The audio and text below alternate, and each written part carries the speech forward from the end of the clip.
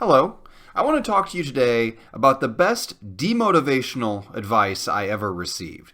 Because let's face it, there's too much motivation in the world, and people who are motivated need to settle down and stop doing things and making the rest of us look bad. So before I give you that advice, be sure to hit the subscribe button so we can be perpetually unmotivated together.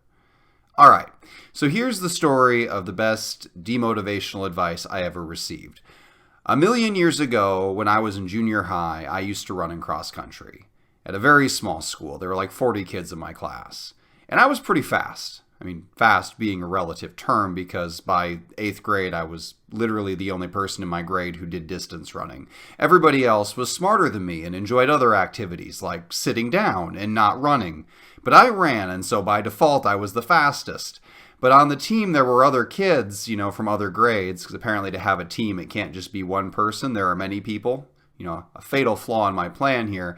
And my 8th grade year, when I was the oldest kid at my school, or, in the oldest grade at the school, there was a 5th or 6th grader, whatever the youngest grade was that could be there. There was this little kid who came along. He was super short.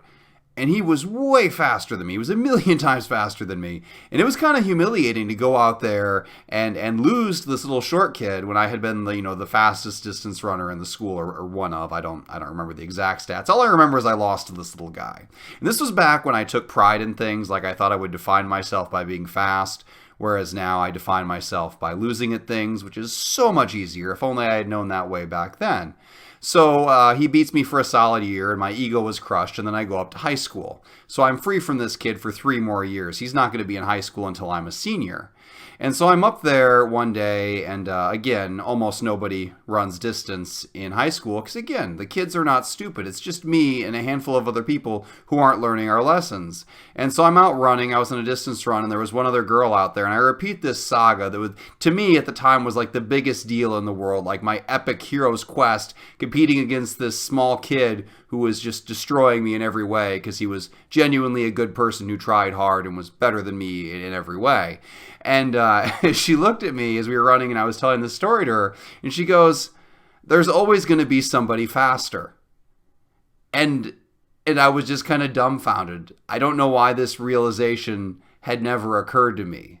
Like, even if I achieved this sweet revenge against this other athlete who meant me no ill will, if I beat him, so what? I wasn't going to be the fastest kid in the city. And if I wasn't going to be the fastest kid in the state or the country. I wasn't going to the Olympics.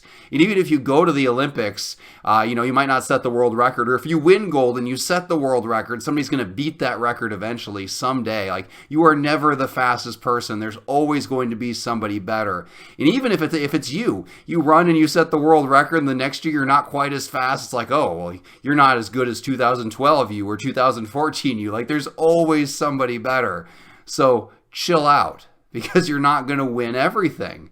And I don't apply that advice to running so much anymore because, let's face it, running's awful. And I only do it when there is free beer at the end of the finish line, which turns out they don't do so much in high school. But now that I'm old, they do that at some races. But I kind of apply that philosophy in life, especially in writing and social media and all of these other things. Like, you might think that you have this goal. It's like, when I achieve this, when I get so many followers, or when I get a book deal, when I get whatever, I'll feel accomplished and I'll be happy. There's no finish line. There's no feelings of satisfaction. You always end up comparing yourself to other people. Like, I finally got this book deal after years and years of trying, and it sold really well. And so do I sit back? Am I happy? I'm like, yes, I've finally done what I set out to do all that time ago. No, I sit there and refresh my rankings and think, wow, out of, 20 million books, I'm number 20,000 or 30,000 to that's pretty good.